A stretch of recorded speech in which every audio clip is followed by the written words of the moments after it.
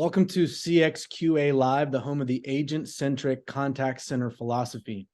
We talk about how agents with the right training tools and connection with your company are going to be a revenue growth and protection center for your business or brand. They're going to be the best diagnostic tool that you can have for your business, and they're going to ensure that your customers are both satisfied and connected. And as they are, they're going to be producing more and better work. They're going to want to stay and contribute to the long-term success of your company. So this week on the show, we're talking about the impact of AI on today's labor realities in CX. And joining us, we have Kory Kostecka with Remex, a company that provides labor to the CX industry. Welcome back on the show, Kory. Hey, thanks for having me. Super excited to be here. Super excited about this discussion over AI. I think it's extremely relevant right now and look forward to it. Thank you. Yeah, man. You're definitely a massive veteran of the show. And we're really glad to have you with us, man. This is a topic that there are a lot of angles. The buzz about AI is enormous with the growth of ChatGPT and the ways that it's being employed using natural language processing in so many industries in so many ways. So you see it in vendor marketing. You see it in leadership pressure to integrate some form of AI. It's almost like table stakes if you're making some attempt to grow or even justify your CX organization. It's seen as the single biggest way to cost cut to increase efficiency. And boy, are cost cutting things kind of everywhere right now. But the bottom line is that it's largely becoming an expectation that AI should somehow be a part of your CX strategy. And it's almost impossible to ignore at this point. And I would just say that AI is changing the way CX agents are being viewed within businesses, and the potential to reduce labor costs, increase quality and efficiency are all prominent in that vendor marketing of these AI solutions. So open us up with this, Kory. How are you seeing this conversation at this stage in the game? Have the AI solutions on the market reduced the amount of labor needed by the market? Yeah, absolutely. As you said, it's very relevant. And if, I'm scrolling through my LinkedIn feed connected with thousands of call center leaders, and that's all you hear about. And there's a lot of fear that's out there is this going to replace me? There's a lot of, you know, on the other side of it is how can we utilize this to increase our efficiencies, and I'm seeing a lot of buzz around it, and I wouldn't say that I see any major changes yet in regards to how it's affecting the labor market. I think overall, the jobless claims that just came out, those are increased. The unemployment rate is increased, and if you look at the CX market just on a micro level, I don't think that AI has anything to do with that. That's a larger, broader issue that's going on with our economy, the global labor quantity. But what I will say is that we are in a position right now in the call center space where there's a ton of job openings and it seems like there's not a lot of qualified candidates out there. And I think when you have scarcity in a space like this, it really drives innovation. And I think we're going to continue to see talks about how can the innovation of AI help enhance our call center, knowing that there might be a little bit of a labor shortage going into it. But, I think we're in the very early stages of just hearing the talks of that. There's no real effect today, what I'm seeing, but I think that's only going to continue to increase as the weeks go by. That's really interesting. I mean, it feels like something that is early to judge. The specifically on the vendor marketing side, every CX organization wants to manage costs, and some have to drastically reduce costs. You're seeing an increase in outsourcing. You're seeing an increase in offshoring. You're seeing all kinds of cost-cutting things happening across the CX world. But there's also a need at the same time, I think, for a recognition that the general public, the consumer base, is demanding more out of customer experience than they've ever been before as well. So I guess the promise, right, of the AI software vendors are often to say, we're going to reduce the role of the employee into the interactions with employee humans versus customer humans. So my question to you next is this. Let's say that hypothetically that this proves out and the business case ends up working where the AI solution does allow for those reductions in costs and improvements to efficiencies, where does that leave the labor market in CX? And are you thinking in the future we're looking at a major reduction in the number of people that are just employed in the industry overall? Yeah, I think that no, I don't think that there's going to be a major reduction overall. How I'm looking at AI and a lot of the conversations I'm having with some of my clients and call center leaders is it's going to be more of an enhancement, not a replacement. And what that's going to do is cause a shift in the skill sets that you're bringing into your call center. I Hmm. think depending on the types of calls that your center is answering, if someone's calling in and asking for a password reset, I think we're going to get to a point, and we might already be there, where those calls can be handled completely by AI. But that being said, what about those questions that are deeper than a password reset, where it takes a little bit of that human emotion involved in there? That's going to still need a person on the other end answering that. So I think as we see this technology advance, we're going to see more of those entry level questions, those entry level workers not being replaced, but a shift in those skill sets to you just need to have a higher level of that emotional intelligence coming into that role, and it's going to force call centers to improve their coaching, hire on better supervisors, and really kind of update their training and what they're doing to train more on that emotional side of things and just those deeper problem solving questions. So not a reduction in headcount within your center, but a shift of the quality of candidate that you're bringing in for the harder to answer questions that maybe the AI bot's not going to be able to do. That's really interesting. Maybe a quick follow-up question there, because we talk about in CX agent empowerment all the time. We talk about the desire of an agent to be able to solve a customer's problem without having to pass to another tier, to be able to engage with a customer in real time with their needs that they're having on the call or in the interaction. And so if we're going to be seeing those dynamics like you're talking about, where now the AI is handling some of the, we'll call them simpler tasks, or tasks that require less empathy or less critical thinking or less open-ended input to understand what is happening, because that is the main limitation with AI, right? It only knows how to do what it's been taught to do. And the ability to go out and learn new things in real time is the limitation.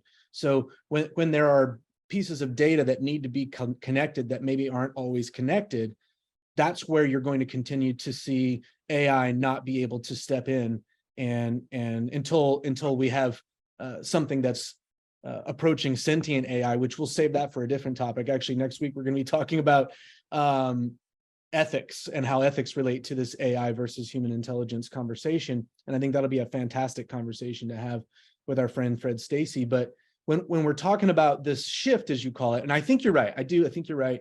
I think there's going to be a shift. It's going to be sort of a parallel shift to this agent empowerment conversation, where we've been asking, how can we empower our agents so that there's less escalations, there are less tiers of agents required. And maybe what we're going to find is we're going to see more agents that are doing deeper, more effective work at a higher tier in the current way of talking about it. And the AI is going to be able to handle some of those, tasks that used to be first tier. And this fits in, of course, with omni-channel and chatbot and other types of integrations with technologies that already exist on the marketplace. And I think it's going to be an interesting scenario to see to what degree that shift takes place. And another thing, maybe you have a thought on this, how it affects the average salary and compensation package that agents will see. Because I kind of have a suspicion that as AI steps in, we may see less agents on that, frontline first tier, but the total average in CX of compensation packages should improve for agents, which is going to drive more agents to think of this as a career.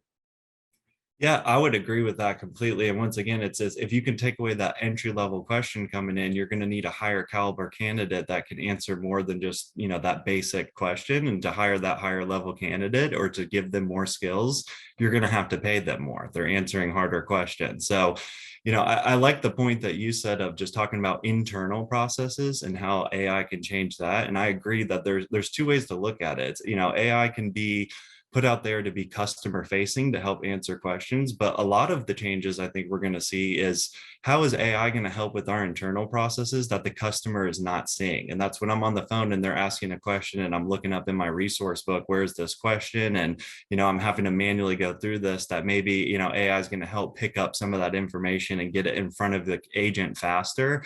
So, although that agent's utilizing AI, the customer on the other end is not aware of that. So I think that there's two shifts to look at that as, does it replace this entry level question answering that an agent can do? And it's like, well, whether it can or can't, let's look at the next step of what are things that AI can't answer, but how can we still give the agent that additional ammunition to help go through their resources? But absolutely, I think that is going to cause a pay shift. So I think a lot of companies might be looking at this as, AI is going to be cheaper. We could maybe replace some of these people. But at the end of the day, now you're still going to, although you might have a reduced headcount, your labor costs are still going to be expensive because you're paying that reduced headcount more money at the end of the day. So curious to see how that plays out, but that's my prediction as well, is that it's actually a good thing for these agents' careers, just because you're gonna develop yourself as an individual and learn more skills, and you're gonna get rewarded for those skills. No, that's a really good point. And I like the way you connected all of those dots. But, I would also say this is a big it depends situation, because, there are certain industries, specifically healthcare and mental health and the caring industries in particular, where the ability for a human to connect with a human, even on the initial touch point, is so critical that, even attempting at this point with what we see in AI to replace that initial touch point with an AI bot runs the risk of alienating a customer at a moment where you just can't afford to do that. From a pure business standpoint, that's where you need to be able to connect with that customer. And the best, training that's out there for humans that deal with those types of scenarios focuses on building a connection with the customer at that initial onset of the interaction, so that you're able to solve their problem with mutual trust, right? Rather than this just being a transaction. In order to deliver a difficult policy, or in order to deliver a solution in a sensitive situation, there has to be some form of mutual trust in place. And I don't know about you, but I'm not really seeing AI standing in that gap. Yeah, no, I'm the type of person, whenever I call a customer service line, I press 0 a million times until I can get a human on the phone. But to your point, I think that it's like over 70% of customers today are expecting that there's a social media channel, a chat bot, an email, a phone call, so everybody expects the options, but most people still prefer that phone call for that exact reason of a relationship building and just getting frustrated with that front end, working around the automated message. And for an example, I just moved into a new place that I'm living at, and I was going through the process of getting my utilities set up. And I'm trying to become a new customer for one of these utility companies. And I kid you not, I went to their website, couldn't find the customer service line, had to go through the chatbot, and it wouldn't set me up with a new account. So I tried emailing somebody, wouldn't go through. And it took me 3 days to get a hold of somebody. And how it was resolved was a 5-minute phone call. But I was trying to say, hey, I want to be a new customer.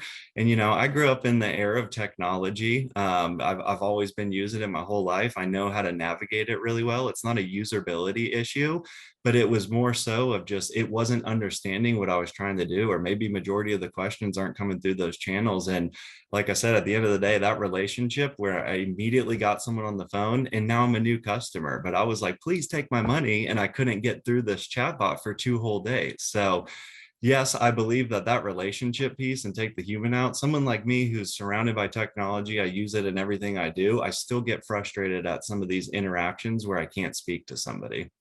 I just want to take a minute and kind of build out of your example there, the kind of thing that I know we're already seeing with omni-channel discussions, and that the AI variable is going to continue to exacerbate, is a scenario where a solution is employed in a business because there are examples that with data behind them of businesses successfully employing them. That does not mean that every implementation of that technology is going to work. And it does not mean that every implementation should be the same.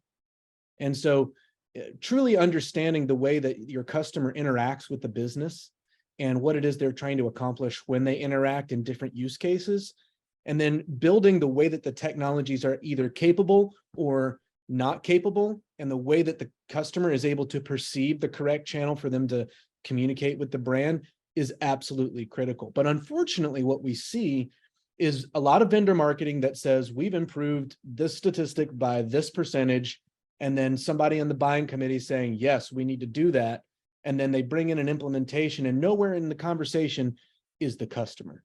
Nowhere in the conversation is, how are we empowering our customer to achieve their business end goals, right? And I think that those dynamics are so prevalent right now, especially as cost cutting is just driving a frenzy of change. And you know, the fears in the economy, the number of layoffs in tech. Quite frankly, you've got a lot of tech salespeople out there that are just cramming deals in every month, every quarter, because they're worried about what, if they're going to be around next quarter, or you know, what's going to happen. And at the end of the day, software is just a tool. And if you don't know what you need the tool to do, then you don't need the tool. You know, and you know, I think about this all the time, and you know, I'm a software vendor myself, so you know, it sounds a little weird for me to be saying slow your roll, think about it, but really, like, I've got a Sharpie right here, and I like this example because this Sharpie is a tool, right? And if I hold this thing for 20 hours just like this, I'm going to have cramps, and I'm not going to be able to use my right arm the way I should, right? Or if I try to write with it with the cap on, that's not going to work out so well for me. I'm not going to accomplish what I'm trying to do. So the way that you use the tool has to be informed, has to be plugged in. And when it comes to CX, you have to start with the customer, understanding what the customer is trying to accomplish.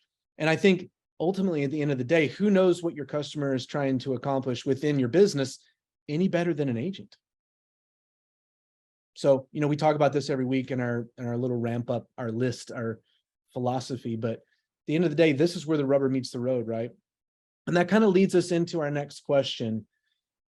And I think we've kind of danced around this a little bit with a couple of the things that we've talked about so far, Kory, and that is, you know, can AI really simulate human to human interaction well enough that customers will accept it as providing an acceptable experience to brands? Because I do think the expectation of many customers society-wide, certainly in our society here in the United States, but I think really globally, have been raised, and the needs of customers have been raised, partially due to the dynamics related to the pandemic. The mental health of the global world has degraded. So, you know, can an AI actually provide a good enough experience? Because if not, all of the efficiencies, all the gains are going to be mitigated, or at least need to be weighed against the potential loss of customers, right? Yeah, I think that just a specific scenario that I can think of, I think human beings are, they want to adapt to efficient processes. I think that if these AIs can actually make these efficiencies happen by case per customer, and you know what your customer needs and you can successfully implement that, absolutely humans will adapt to that. And an example that I have for that is ATMs. You know, before there were ATMs, there's tons of bank tellers, people going in doing their transactions. And at first, when the ATM was released, people were a little bit hesitant of, you know, do I stick my money in this? How is this going to work? Is it keeping track of everything? But people quickly realized, hey, these are these surface level positions that a machine can automate, as far as the withdrawals and the deposits and checking my account balance. And I think that, you know, with the ATM and that explosion that had happened, yes, a machine did take over those positions. Although people were hesitant at first, it took over those easy tasks that you can automate, and people adapted to that well. That being said, what that did for the banking industry is it reduced their cost, which actually allowed them to open additional banks. So they went from having 30 tellers in a bank maybe down to 15, because there's now ATMs available. But with that additional cost money, they opened up additional, you know, branch locations and hired 15 more. So at the end of the day, this automation, although it could take away these tasks, it ended ended up being a good thing for the bank teller position because it created more of them, even though you would maybe think it was the exact opposite that was happening. So yes, in conclusion, I think that humans will and naturally do want to adapt to this ease of getting quick answers and ease of being serviced. And I do think that even though that some machines, might be looked at as a threat of, is it going to get rid of those entry level positions? Then I think there's always going to be more created from saving a company money from automating a lot of that stuff. And it's only going to create additional jobs to follow with that. I see the exact same thing happening in the customer service space. I just think we're at a point right now with, once again, with my utility story, is that it's not doing what the ATM is supposed to do. It wasn't set up for me to use. So I would love to adapt to this technology as long as it's implemented correctly. And I think that that's where that gap and disconnect is now. But no, I do think it can create those human to human interactions depending on the interaction that you're having and depending on what the company is offering as their service. So it's an interesting example that you use because I remember without doubt being a kid and my dad saying, hey, we're going to open a checking account for you, and taking me down to the local branch where he had done business for 20 years. He had a business account and a personal account at this bank, and introduced me to the banker.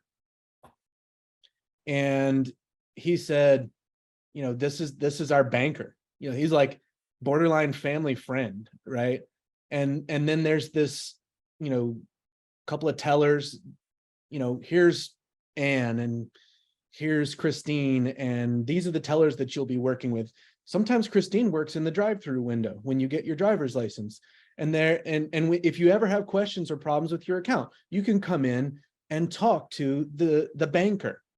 And I think the ATM was the beginning of the erosion of personal banking. And it was the shift beginning in the banking industry to where now I feel like it's just policies. You can go to almost any bank and it really doesn't make a whole lot of difference. The main thing is, what are the policies and can you navigate the policies? And then since it's going to be technology driven, you need to make sure the technology is actually accessible and works for you. Because some banks are kind of in that awkward place where they're relying on older technology, but they don't really have the relationships. And then the third thing that's interesting, and I think this could happen in CX too, is now some of the banks that have competitive advantages are the banks that are bringing personal banking back. I know when I switched banks recently, I went into the branch and they were looking at me like I was crazy because I was like, I really would like to talk to somebody about opening an account. And they're like, well, you can go online. And I said, no, like I really want to talk to somebody. And so I ended up talking to somebody, but they were just like handing me print offs from the internet. Right. And then they said, well, I could do it for you here at the desk, but it would just be more efficient for both of us if you went home. And eventually I settled on a different bank. Prior, I've had a bank that had only ATMs and no branches, and I still have my accounts with that bank. So I've kind of lived in both. But I think ultimately in CX, what you're going to likely see is you're going to see the dynamics constantly being shifted based on what the market demands. And if customers are saying, and it's probably going to be different by industry, and it's going to be different by, the dynamics that exist in individual companies and the way that policies are delivered and the way that customers are treated through those things. But the potential for there being a back and forth market shift driven by AI and the overall customer experience that it provides, it's going to be pretty interesting. So I know we've got a question here, and I want to read this out here. How do you think the degree of friction at various given touch points will impact implementation and ultimately drive adoption? Now, that is an interesting one. Thanks for the question, Doug. Yeah, I mean, I'll give my thoughts, Kory, and you're welcome to chime in as well. Ultimately, the degree of friction is going to obviously be varied based on, what all's trying to be accomplished. But I think, when you talk about, the way that people in companies make business decisions, often they're looking out for themselves primarily. right? And so I find this in my ventures in CX software, deal making is, you're going to have the people that have something to lose with change happening, and then you're going to have people who have something potentially to gain, and those dynamics always play out. But when you're talking about friction specifically with implementation, how well does the overall current tech stack and policy and customer experience and employee experience work currently? And then what is the demonstrable improvement that any technology can make? And I think, in my opinion, what I'm seeing so far is there's a lot of really good marketing about AI. I'm not seeing a whole lot of case studies that are actually backing up the return on investment. And we know that it's causing friction during the implementation process. And I think maybe, don't let me speak for you, Doug, feel free to jump in. What you're saying is, if there's so much friction in implementation and there's not a documentable ROI, how far is AI really going to take us? And I have that question as well. What are your thoughts, Kory? Yeah, I was looking at friction of more on the touch points of like from a customer standpoint of like how much friction do I have when I'm trying to call in and get in front of the right department? And to your point is if this isn't set up correctly and that creates extra friction for me, I don't think that that's going to drive the results that the company's looking for, and it's going to end up in a frustrated customer. But if I can call in somewhere and get transferred to the correct point of contact instantly because AI helped reduce the amount of touch points of, well, let me get you over here, let me get you over here. If it works in the end, that would create a better experience for me and for the call center. You now have less people waiting in the queue for a shorter period of time. You have more calls being answered because they're going to the right place at the right time. That's the internal adoption of AI. Yeah. But once again, like I said, with the utility thing, it's just not, I'm not seeing it at a point where when I'm calling in, I'm not getting to the correct person. It's you go through this whole, and it's creating more friction, which makes me more upset at the end of the day. So I think if you can decrease the amount of friction with your touch points, absolutely, that would increase the adoptability of the platform. But it's just that, how do we get there? And is it there yet? And what does that look like? I don't think we have enough of those case studies to say somebody's nailed that process. I think it's a work in process still. That's a really good answer. I think you may have really nailed the spirit of what Doug was asking. And I appreciate your answer to that. And I think it's accurate, right? I mean, even the example that you gave earlier is a good example of a technology that's being presented to a customer, but isn't actually reducing friction for that customer. It increased it, right? And I think anytime you implement a technology, you have that risk. And that's where I would go back to really understanding what the customer is trying to accomplish with any interaction with your business, and looking at it from a detailed standpoint, interaction by interaction, to design it correctly ahead of time, implement it with those things in mind, and B, to audit it and see if those interactions are actually being handled correctly. And I guess the second part of your question, Doug, is related to adoption. And I think we may, if the ability to properly implement AI doesn't improve, we may see a quick reduction in adoption of AI solutions, at least until the understanding of how to implement it better catches up in the industry to the scale at which it's being implemented. Because I feel like it's sort of like all hands on deck, let's all get AI going. And I don't even feel like the philosophy behind, ideology behind how AI should be implemented really gets this level of implementation and adoption on the right track at this point. Doesn't mean it's not going to catch up, but we may have a correction in the marketplace, which would be really interesting to see. Well, guys, we try to honor our time every week. Great interaction today. Thanks for your question, Doug. Kory, such a great time having you with us again, man. We'll have you back on again soon, I'm sure. And really appreciate you joining us. Yeah, thanks for having me. I look forward to your future episodes. And now I'm going to have to call you after this because I want to keep this going. So thanks I know, again. right? Appreciate I know. it. We'll do more, and we'll pick up some of these questions in the coming weeks. Okay. Everybody have a great Tuesday. Make your world a better place. All right. Bye.